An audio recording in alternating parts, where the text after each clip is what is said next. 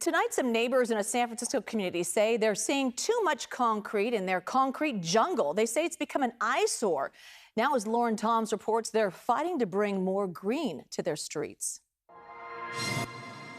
In San Francisco's SOMA neighborhood, patches of concrete cover spots where trees once stood. Empty wells sit like scars on the block. This street used to have 20 trees, and we're down to 10. For neighbor Sean Auckland, an empty well outside his house is a symbol of neglect. He says a 2018 city policy requiring 90 inches of sidewalk width to plant a tree is stalling progress. In SOMA, most measure 87 inches. There is sufficient ADA access, so we've measured and we know that wheelchairs can pass. We would never compromise on that.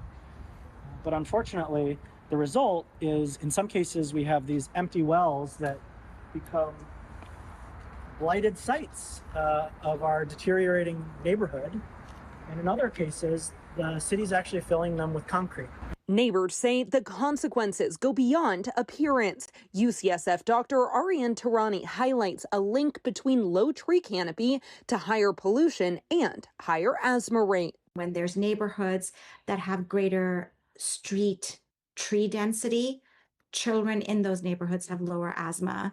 And then, of course, there's reduced asthma hospitalization. So when you're also looking at tree canopy, more tree density means less asthma for hospitalization. According to Breathe California, the Bayview, the Tenderloin, and right here in SOMA all have some of the highest rates of asthma in the city. And city data shows those same neighborhoods have the lowest tree canopy, less than 3% compared to a city average of 13% and a high in McLaren Park of 40%. Sean claims the city has misdirected a $12 million grant meant to increase tree canopy in the areas that need it the most. But the Department of Public Works disputes that. Just a few blocks away at the city's street tree nursery, David Moore says the city must get grant funding for more trees that are later planted in areas that need it most.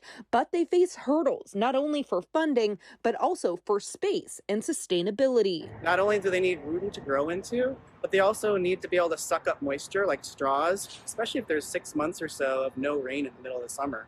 So you might end up kind of wasting resources if you're not very carefully considering the tree planting location and its size. Moore says city standards, a 4-foot clearance path for wheelchairs plus enough room for roots, are based on decades of research. And when communities like Sean's push for trees, the city is more likely to bend the rules when neighbors may care for their own canopy cover. A November pilot program will do just that, lining 2 blocks of SOMA neighborhoods with new trees. But Sean's looking even further, pushing for a tree equity ordinance that promises every neighborhood gets its fair share of green. We don't believe this is a political issue. We believe this is a public health issue. In SOMA, neighbors say this fight is about breathing easier and putting down roots for the future. Meantime, the city plans 3,500 new trees in low canopy neighborhoods, including Bayview, Hunters Point, the Tenderloin, and the Mission.